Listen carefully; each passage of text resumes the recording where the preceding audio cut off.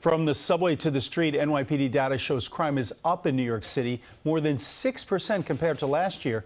CBS2 has learned that some suspects in recent violent crimes have a history of mental health issues that are largely ignored.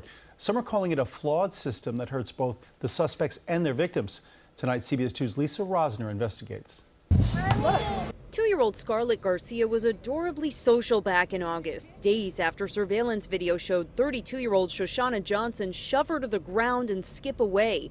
But months later, mom says even though she did not suffer a permanent injury, she sustained an emotional one. She's afraid to go near new people, or try to interact with people. She'll run and scream. In November, Johnson was arrested after Scarlett's mom saw her on the street. But she was released as the charges, including assault and endangering the welfare of a child, don't qualify for bail.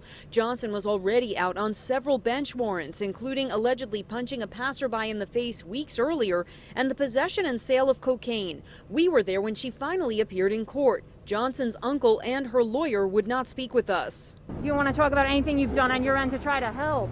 I'm here.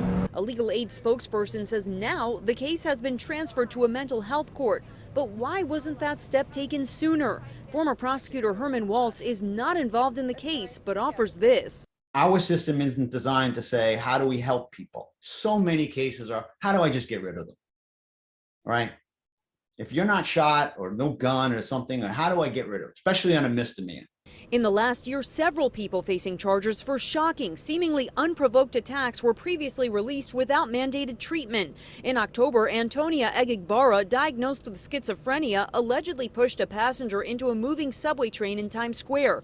Months earlier, she allegedly beat another passenger on a subway train, one of 7 arrests since 2018. In August, a man with a history of emotionally disturbed calls and assault allegedly used a hatchet to attack a man at an ATM downtown. In May, Alexander Wright allegedly sucker-punched an Asian woman in Chinatown, leaving her unconscious. His more than 40 arrests go back more than 3 decades. Just days before, he pleaded guilty to throwing hot coffee in a traffic officer's face. His lawyer says he has a diagnosed mental illness. When he is discharged, then he gets a Metro card and like a week's prescription. She admits from there it's nearly impossible for him to go from homeless to housed. Wright is now on Rikers Island getting medication, but is set to be released again in February.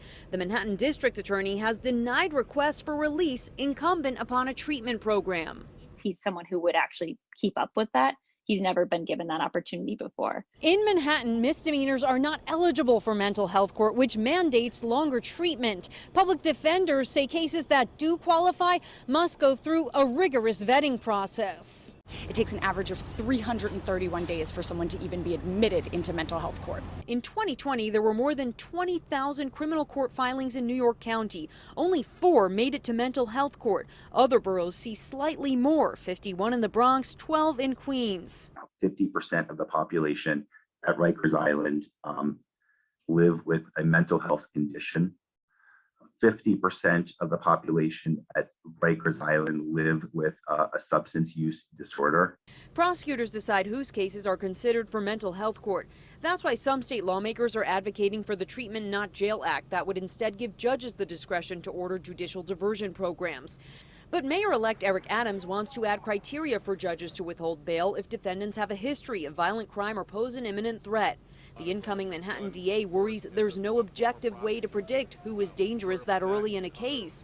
For example, he says a 2014 report found in Manhattan at the bail stage for misdemeanor offenses, black defendants were 20% more likely than similarly situated whites to be detained. Dangerousness is often associated with color, and we've seen that play out throughout the history, both nationally and locally. We asked a former prosecutor, why does it take someone almost getting killed to get them behind bars or take them away from society?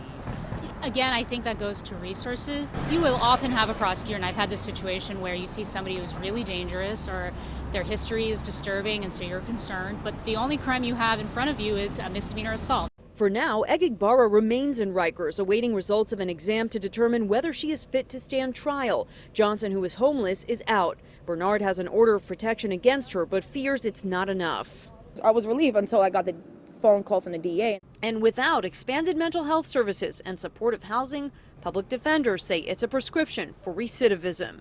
In the Bronx, Lisa Rozner, CBS 2 News. Mayor-elect Eric Adams supports increased services for mental health and substance abuse and is advocating for closed outer borough hotels to be converted into supportive housing. As for mental health court, the incoming Manhattan DA says he's working with clinicians to ensure more cases get a chance to be heard there.